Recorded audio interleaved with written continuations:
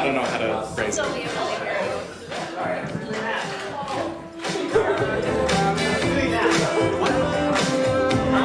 Oh, I'm just not strong. Okay, that's cool. Great. Okay. Hi, I'm Ada Mariner. I'm from Lincoln East. All right. And this is my poem, How Joyous It Is. People like to ask, what would you do if you could go back and live your life a second time? My answer might shock you. I've grown up in a world where some people say my existence should be a crime, that what I feel has no rhyme or reason, that these are just some ignorant teenage feelings, that I'll grow out of it. I'm just a kid, what do I know? Well, if I were to go back and live my life from the start, I'd do it all again. Try out makeup, admire women's fashion. I'd tell my friends and folks again just to relish in their reaction. Because I'm trans, male to female, and I came out when the roadmap was barely a trail, when my life was denied by people in Congress. I was objectified, I digress, and you might think, why go through all that again? Because I can't imagine myself being anything else. This is who I am, from the moment I was born. Do you really think who we are is only based on the parts we own? Do you honestly sell yourself so short?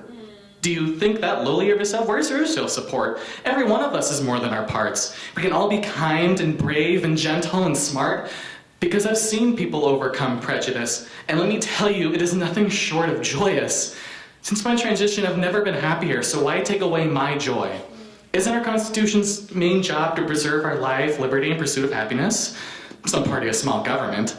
What would you say if I barred you from seeing your therapist, or priest, or doctor, or rabbi, or just to open your medicine locker? Is it to protect the children? Is it to save their lives? Or is it just a misunderstanding and you don't have enough information to surmise a plan to help us because you don't know any better? When the best course of action would just be to say letter, or him, or them, or any other person, because the alternative is far, far worse than any fear you have in your brain.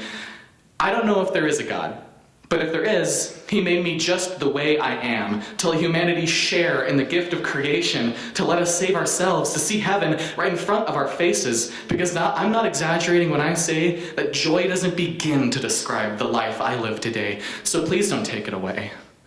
Because you lose a voter and a voice, and people in your corner will begin to not suffice, because there's a wave of people coming of age, the age to vote and run for office, and let me tell you, you're not high on our friends list.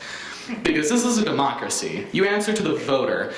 And when you take away trans kids' rights to exist, you just gave them the excuse to take you from power when they get older. So see the bigger picture, see the writing on the wall. It takes nothing to be kind, but hatred and fear grinds your soul to a crawl. To end this out, I'd like to tell you some things about me. To let you know I'm a human being, and I'll tell you all for free. I love books and dogs. I play the saxophone. I write poems at home and at school.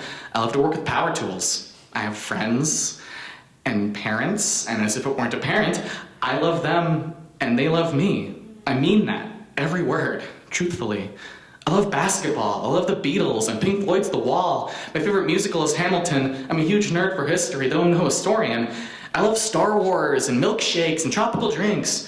And all the things you might think, every piece that might link a human being to the real world, because I'm a person first, trans second. I just pop a pill in the morning and I'm off to the races like any other kid.